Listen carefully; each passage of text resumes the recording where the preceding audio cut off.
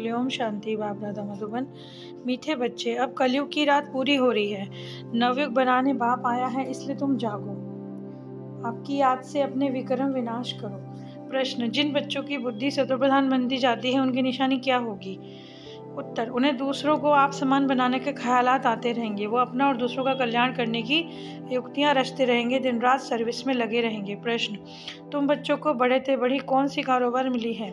सारी दुनिया को बाप का परिचय देने की कारोबार बहुत बड़ी है। कोई भी आत्मा बाप के परिचय के बिना रह ना जाए। रात दिन चिंतन चलता रहे कि ऐसे किसको समझाएं। शंख ध्वनि करें। गीत, जाग सजनिया जाग। ओम शांति। ये किसने जगाया? सजनी कहने वाला कौन है? बच्चे जो समझते हैं कि बेहद का बाप एक ही है जिसका असली नाम शिव है।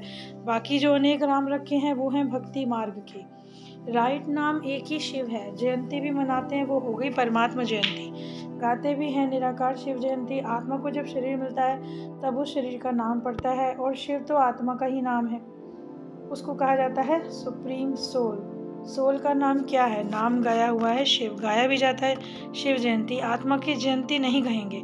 गीता का भगवान तो शिव निराकार है। श्री कृष्ण शरीर का नाम है, देहधारी है ना। ये तो शिव बाबा ही आकर सजनियों को जगाते हैं और अपनी पहचान भी देते हैं कि मैं आया हूँ नई दुनिया बनाने, अब माम एकम याद करो।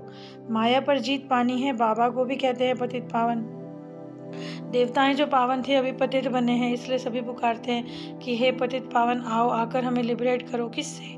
माया रावण से अथवा शैतान से। मनुष्यों को ये समझ में नहीं आता कि अभी चलना है। नवयुग सतयुग आया कि आया। गीत में भी कहते हैं नवयुग वह है पवित्र दुनिया। बाप आते ही हैं पतित से पावन बनाने के लिए। नई दुनिया को नया युग अथवा सतयुग कहा जाता है। ये है कलयुगी पुरानी दुनिया।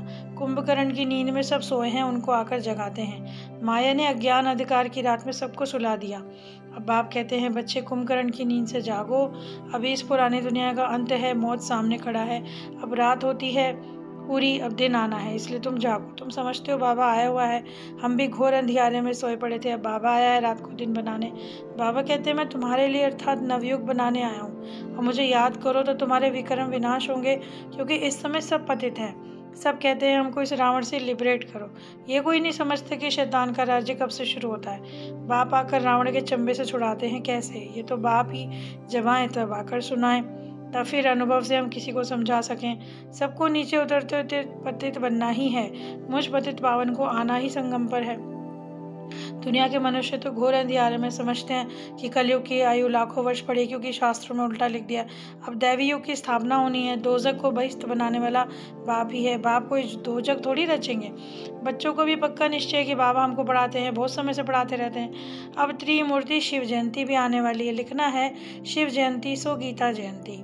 श्री कृष्ण जयंती जब मनाते हैं तब गीता जयंती नहीं मनाते। कृष्ण तो छोटा बच्चा है, जब वो बड़ा हो तब गीता सुनाए।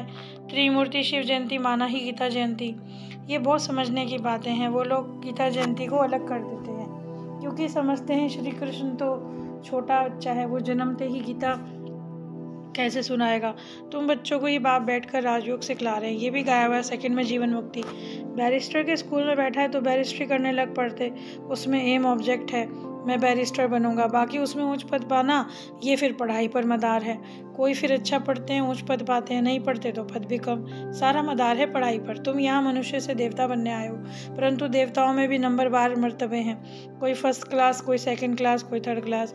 ये सब गुप्त बातें हैं, कोई की बुद्धि में आ नहीं सकती कि कैसे हम अपना राज्य स्थापन कर रहे हैं। महाभारत लड़ाई भी लगने वाली है, परंतु पांडव संप्रदाय तो लड़ते नहीं। असुर और कौरव संप्रदाय आपस में लड़ झगड़ कर खत्म हो जाते हैं। तो बच्चों को पुरुषार्थ करना है, समझना भी है।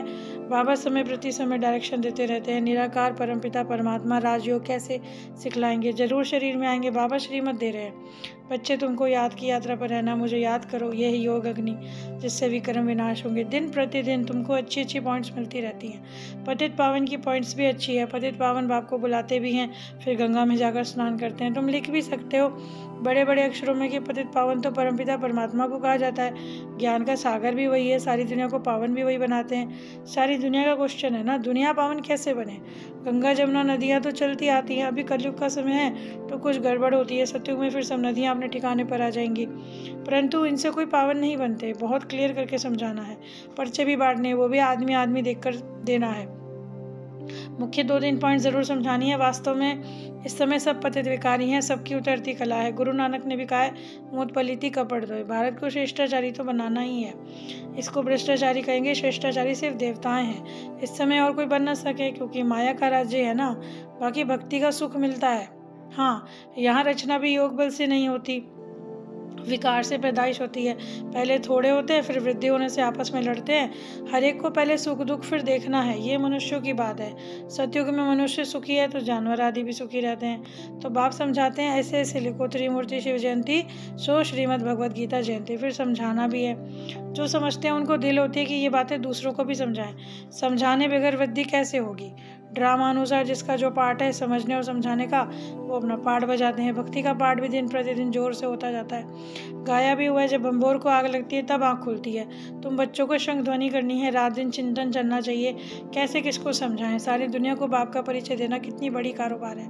दुनिया कितनी बड़ी है, बहुत धर्म बहुत खंड है। सतयुग में एक ही धर्म होता है, फिर वृद्धि को पाते हैं। ये भी समझते हो कि प्रजापिता ब्रह्मा द्वारा ही ब्राह्मण पैदा होते हैं। ब्राह्मण मन भी नहीं दिखाते तो पैदा करने वाला ही नहीं दिखाते। तो ये समझाना है कि कौरव और पांडव दिखाते हैं, तो वो ब्राह्मण, प्रजापिता ब्रह्मा, कुमार कुमारियाँ। तो प्रजापिता जरूर चाहिए, जिससे भिन्न भिन्न बिरादरियाँ पैदा होती हैं। देवता क्षत्रिय वैश्य शूद्र दिखाते हैं, बाकी संगम युगी ब्राह्मणों को हुक्म कर दिया गया है। गायन भी करते हैं त्रिमूर्ति ब्रह्मा, परंतु त्रिमूर्ति ब्रह्मा का अर्थ नहीं निकलता। उन्हों को देने वाला कौन। तुम समझते हो निराकार बाप ने ब्रह्मा मुख द्वारा बैठ समझाया। ब्रह्मा के मुख कमल से बच्चे पैदा होते हैं। जब तुमको समझाएं तब ब्रह्मा भी सुने। तुम ना होते तो शिव बाबा क्या करते। एक को तो नहीं सुनाया जाता। शास्त्रों में एक अर्जुन का नाम लिख दिया, तो जो इस समय जो पॉइंट निकलती है उसी बात में सर्विस में लगना चाहिए। तुम्हें हर बात बहुत क्लियर करके समझाई जाती है, परंतु योग में रहे पावन बने बड़ी मेहनत है। विष छोड़ना कितनी मेहनत है, विष पर ही झगड़ा होता है। तो बच्चों को सर्विस पर अटेंशन देना है कि पढ़कर पढ़ाना है। इस सर्विस में कल्याण है, ऊना रहना चाहिए। जो नए आते हैं उनसे फॉर्म भराने वाले बहुत तीखे चाहिए। फॉर्म भराने समय ये भी पूछो, तुम साधना करते हो, मुक्तिधाम जाना चाहते हो।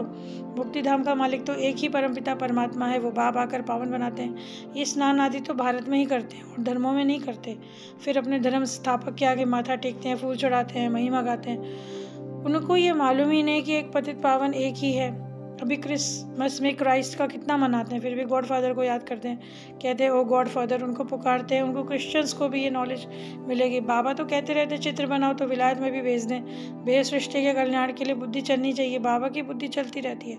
इन चित्रों का कदर बहुतों को थोड़ों को है। बाप ने दिव्य दृष्टि द्वारा ये बनाए हैं, कितना रिगार्ड होना चाहिए।